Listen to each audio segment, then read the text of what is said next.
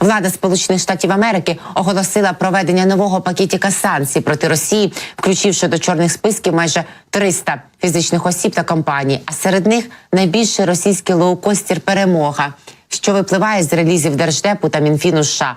Бачите, от вам і перемога. Вони ж так хотіли перемогу. Отримуйте. Побєди, яких нет на території терористичної федерації, як називає її Дімка Пісков. Він типу обмовився, але ж це так і є.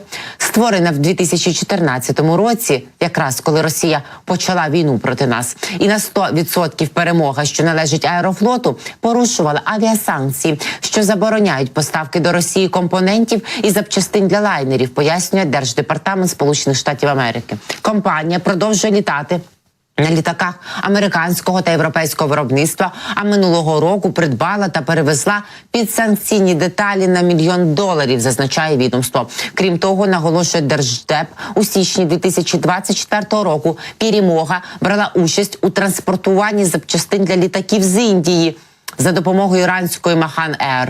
Відтепер компанія включена до SDN-ліст. Її активи підлягають блокуванню, так само, як і власність усіх її дочірніх структур, де Перемога володіє більш як 50%. Американським громадянам та компаніям заборонено будь-які операції з нею. Із санкцій, наслідки яких можуть бути відчутні на побутовому рівні, потрапляння в SDN-ліст може негативно позначитися на закордонних маршрутах авіаперевізника, пишуть аналітики ММІ. Торік «Перемога» перевезла 13 мільйонів пасажирів і заробила 21,3 мільярдів рублів прибутку, на відміну від Аерофлоту, який залишився у збитках вже 4-й рік поспіль. За 2023 рік Аерофлот РФ втратив ще 14 мільярдів рублів з накопиченим підсумком за 2020-2023 роки. От бачите, ось так. Сполучені Штати Америки працюють, санкції працюють, літаки не літають, а безпілотники більш ніж. Чи розуміють взагалі, що їх буде дедалі більше і буде тисячами?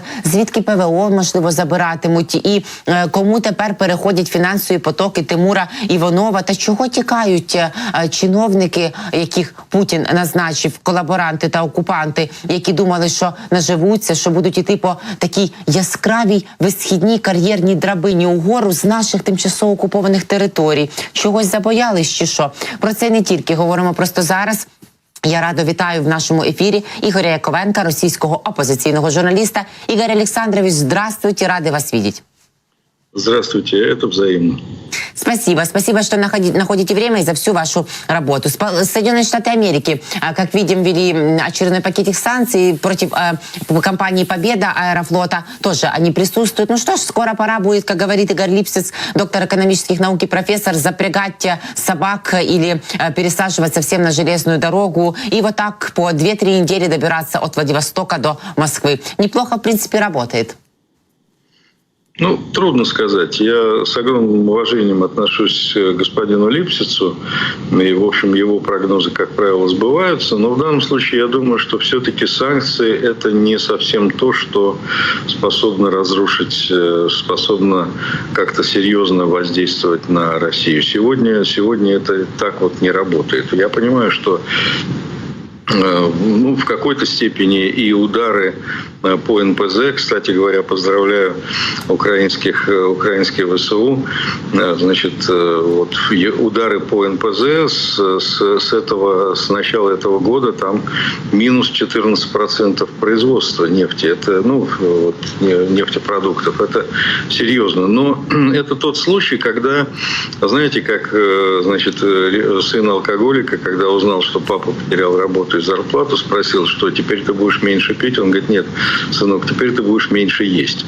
И вот это примерно та же история, понимаете, то, что по России бьют санкциями, по России бьют по НПЗ.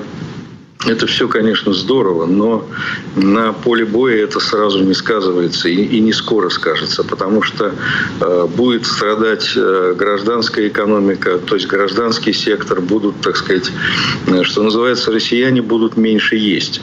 Но вот эта вот запойная война, алкогольная зависимость от войны, она будет продолжаться. И на что называется, на фронт будут поступать все равно и боеприпасы, и горючее, и бензин, и керосин. Для военных самолетов керосин найдется. Для гражданских нет. Вот, поэтому вот так это выглядит. То есть, на самом деле, вот с самого начала войны ведь бюджет разделили на две части. На любимое детище – это военный бюджет. Все, что угодно. Ну, а есть Золушка, есть падчерица. Это гражданский бюджет. Вот он будет страдать.